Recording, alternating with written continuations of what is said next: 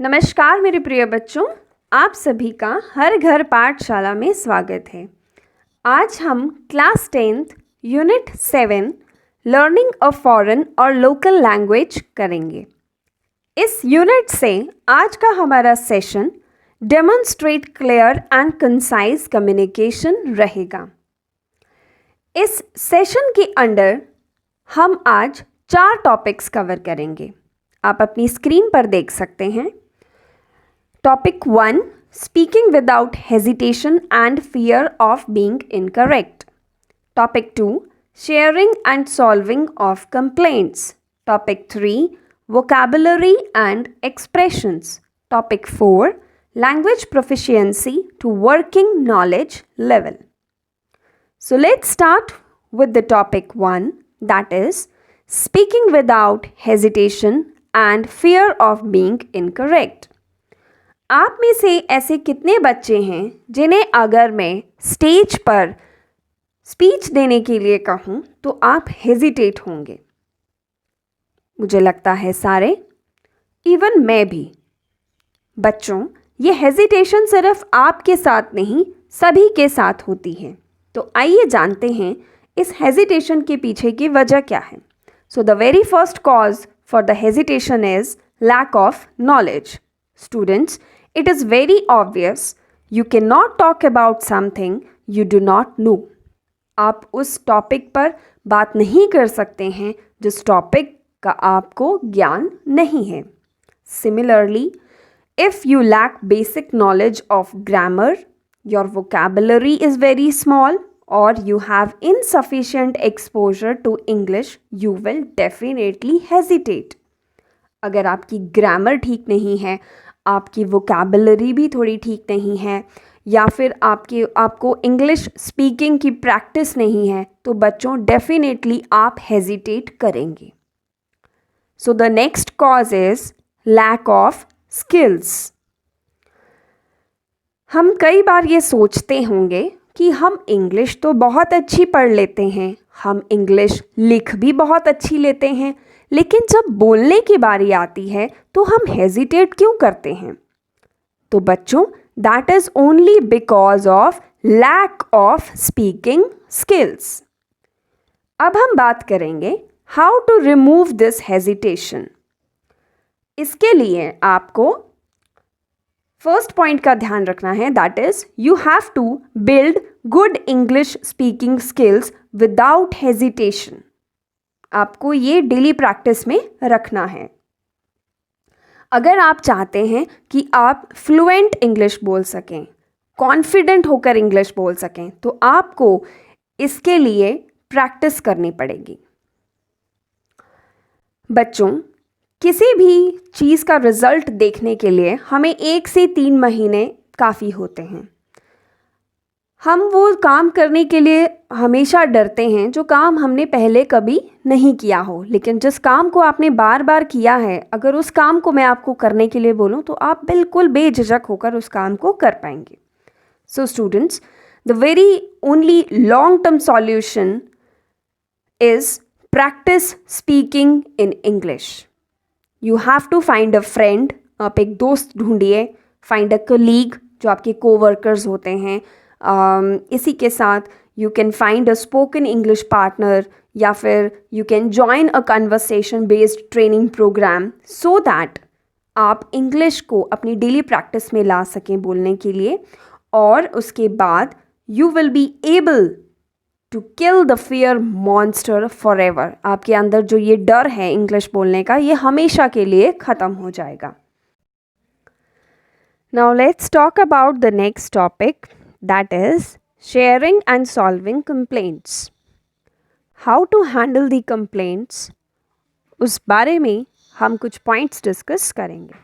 So the very first point is understand the complaint. Before you answer an angry customer, show that you have understood the problem of that customer. Secondly, ask for the clarification. An angry customer might be unable to write the complaint clearly. You can ask the customer to clarify the problem. गुस्से में customer अपनी problem को ना तो clearly बोल पाता है ना ही क्लियरली लिख पाता है। तो आपको क्लैरिफाई कस्टमर से ज़रूर करना है कि उसको किस तरह की दिक्कत जो है वो आ रही है। Next point, personalise the response to the customer. Customer के साथ आपको अपनापन दिखाना है। An angry customer will not be able to cool down if he or she feels that no one is there to listen to his or her complaint. Respond with the following: Dear customer, thank you for your letter. We will solve your problem and we are happy to hear from you about it. Next point, try to solve the problem as soon as possible. An angry customer just needs concrete actions. So you have to specify that how you are going to solve the problem and when you are going to solve the problem. So the next point is avoid blaming the customer. Try to replace all the you words with I or we. Do not say or write that because of you this problem has been created. No. आपको हमेशा इस तरह के ही शब्द use करने हैं कि we are so sorry, I am so sorry, कि हमारे पास ये डिटेल ना होने के कारण आज आपको इतनी परेशानी हो रही है। Next, recognise the customer's frustration. Maybe the customer's problem is not caused by your company, or maybe you cannot solve the problem, but you can imagine the frustration of your customer. So for that, you have to empathize with your customer. Next, apologize when you made a mistake. अगर आपने या आपकी company से गलती हुई है, then you have to apologize. Next, offer something valuable. If your company's policy allows you to give discounts, products, or gifts to your angry customers, then give it to them. Next, use polite and positive tone. हमें हमेशा positive और polite tone का इस्तेमाल करना है जब हम अपने एंग्री कस्टमर्स को डील कर रहे हैं। Now let's start with our third topic, that is vocabulary and expressions. As we all know that people who work in travel industry around the world generally use English as a common language. But still, there are many words that have different meanings in different countries. So we have to go through the dictionary and find the meaning of that words, and after that we have to use the words according to the country.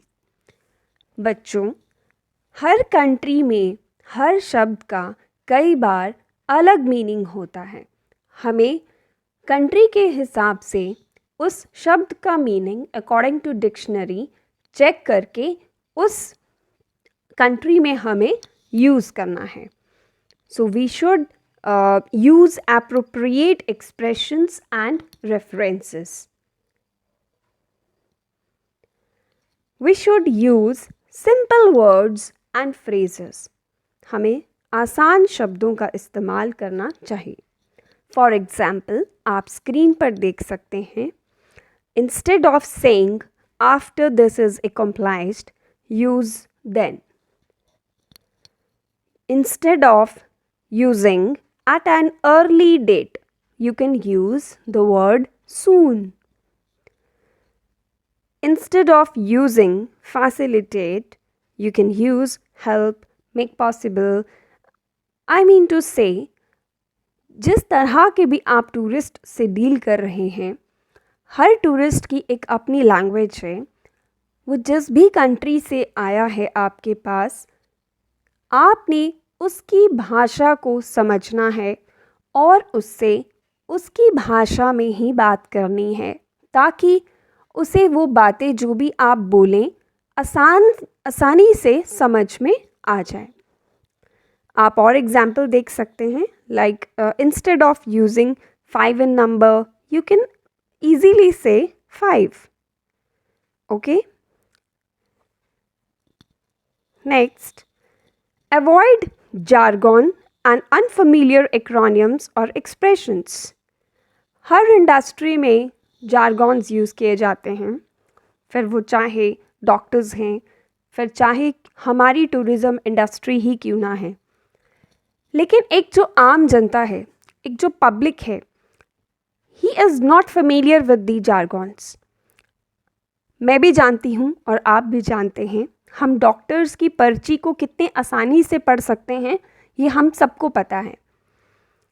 इसीलिए for example हम tourism industry का भी लेंगे. Pax, PAX, we all know that pax means passenger, लेकिन शायद आम public को ये ना पता हो कि ओके पैक्स मीन्स पैसेंजर्स.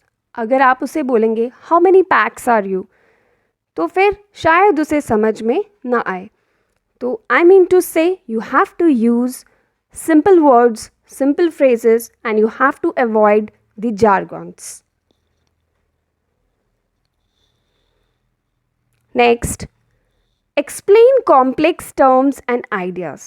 आप अगर कोई भी complex term, मुश्किल शब्द इस्तेमाल कर रहे हैं during communication, then first of all explain the meaning.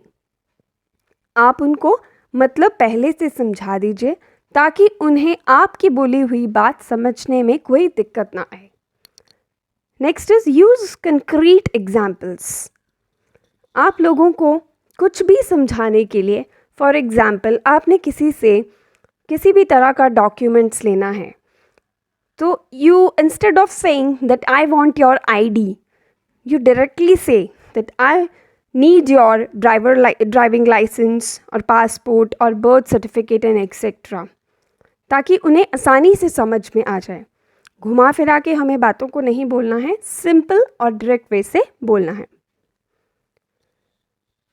We have to use comparisons. We should avoid using the chains of nouns also. So now let's move on to the next topic, that is language proficiency to working knowledge level. तो आइए सबसे पहले हम जानते हैं that what is language proficiency. Language proficiency is a measurement of how an individual has mastered a language. कोई भी व्यक्ति किसी भी भाषा में कितना संपूर्ण है, ये हम language proficiency से measure कर सकते हैं. Now what is language proficiency to working knowledge level?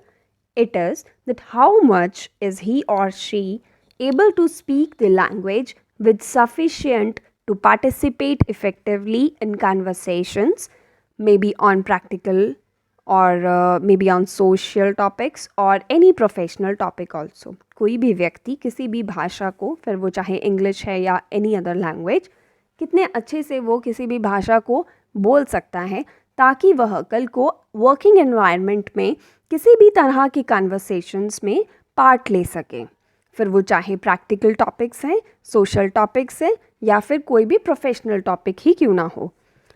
अब हम बात करते हैं 4 कॉमन लैंग्वेज स्किल्स की. तो सबसे पहला है listening skills. Listening that is सुनना, स्पीकिंग दैट इज़ बोलना, रीडिंग दैट इज़ पढ़ना, राइटिंग दैट इज़ लिखना. तो व्हाट इज़ लिसनिंग स्किल्स?